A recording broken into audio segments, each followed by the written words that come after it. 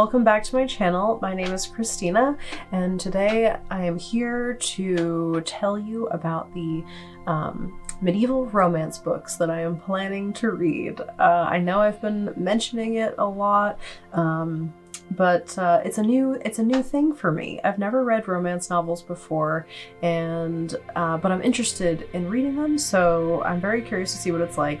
And as you can probably tell by now, I am a big fan of medieval fiction, so I think like combining the two is a great way to get into it.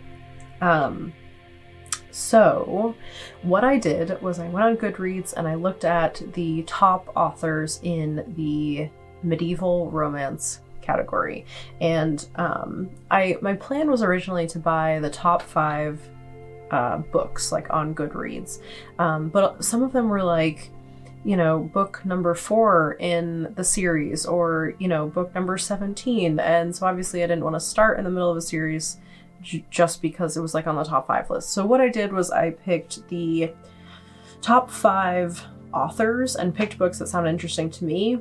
I tried to get the books that were on the top 5 if I could, but like if they were like the first in the series. But if not, I just chose a book from that, you know, author. So I ended up with 6 novels, I believe, and so I will just tell you about the what they're about and then what I plan to do with them. So the first one we have here is Judith McNaught, A Kingdom of Dreams, and I have started reading this one, and I'm actually very impressed with it so far.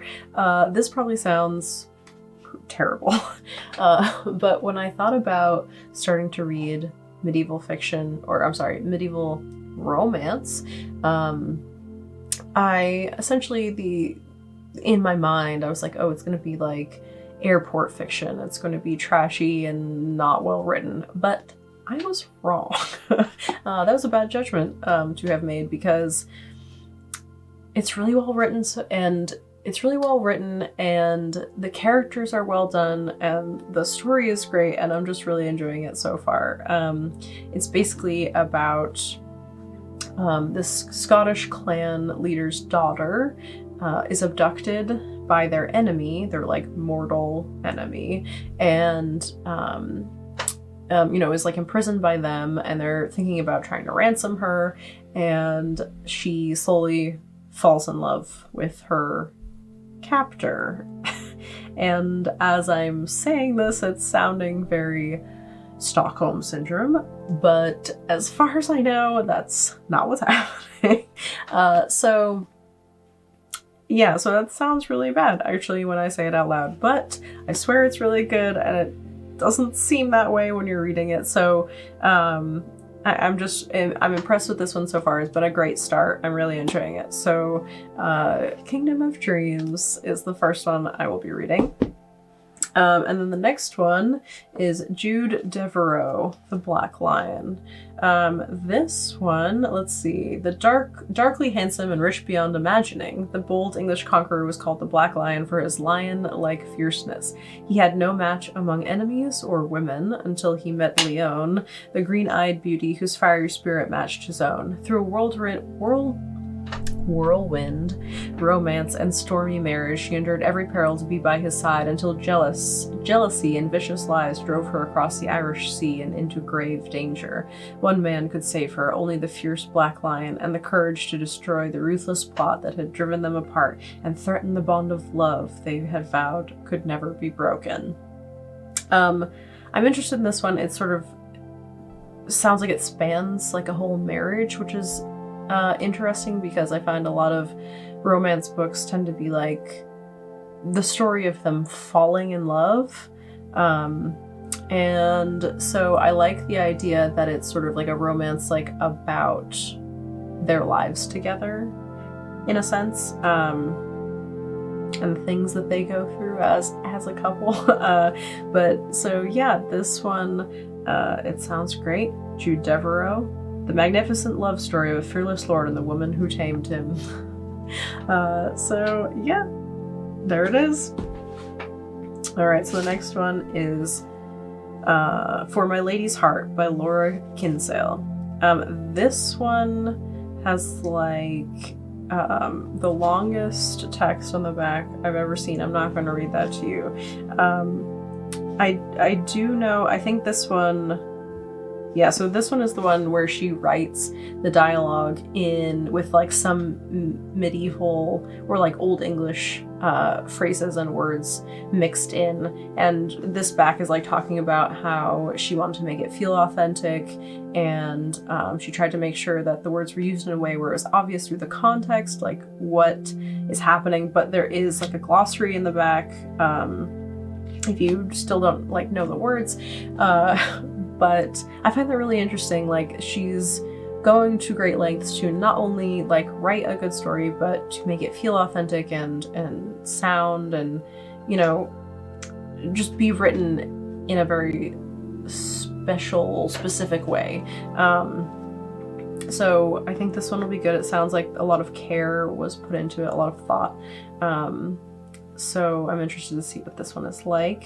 I don't remember. I remember reading the synopsis when I bought it, but I don't remember what it's about now, so you'll just have to wait and see, I guess. So this next one is Julie Garwood's The Secret.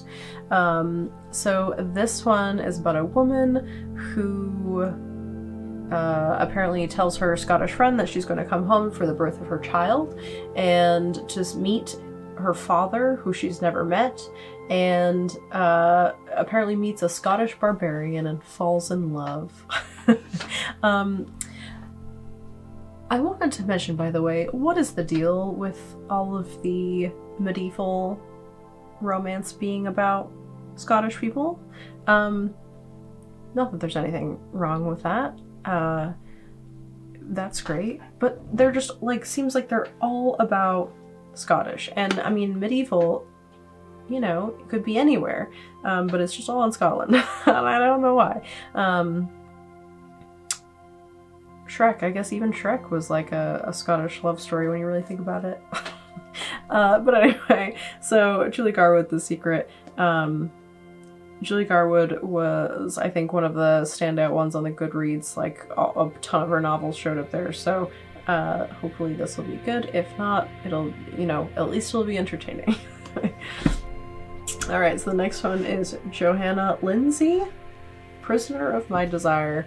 I think if my suspicion, based on the cover and the title, if any of them are going to be like super trashy, like sex airport fiction, it's going to be this one. I just get that sense.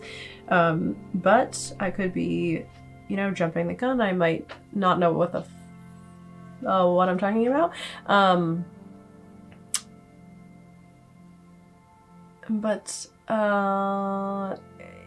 Yeah, okay, so the synopsis.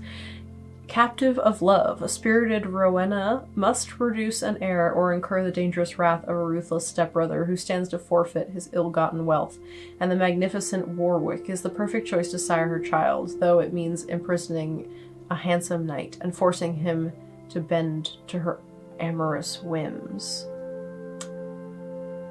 Okay.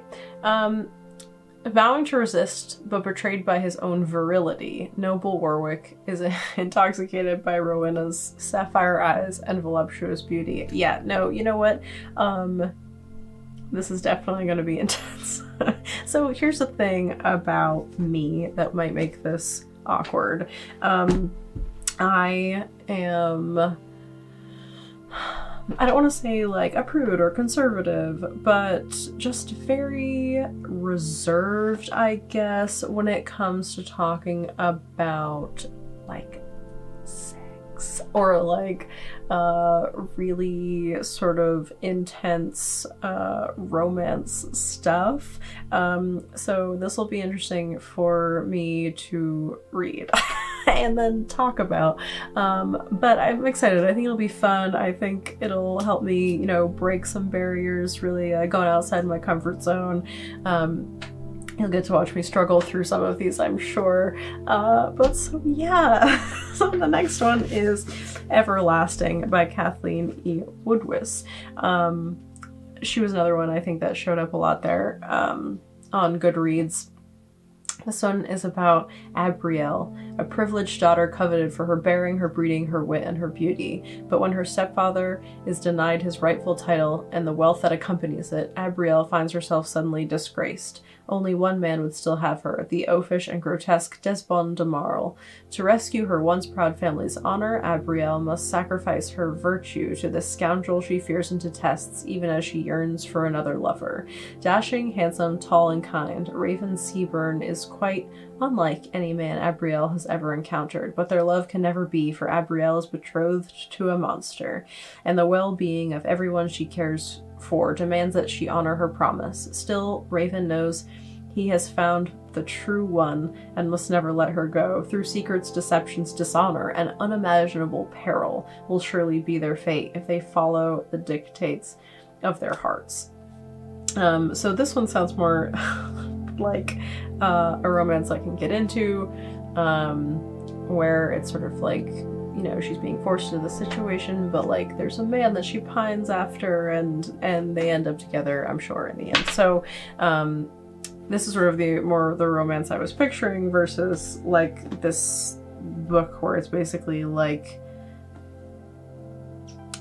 you can tell there's going to be a lot of graphic sex like immediately. So that's really what I'm looking for in my romance. I don't really need all of the like spicy stuff. You know, some, obviously, that's part of it, but not when it like is taking up the entire book. Not a huge fan of that. So yeah, so those are the 6 that I'm going to read, and then I'm going to tell you about some, I'm going to tell you, like, I'll do probably an in-depth video on the best one and a separate one for the worst one, and just go through it and talk about the experience.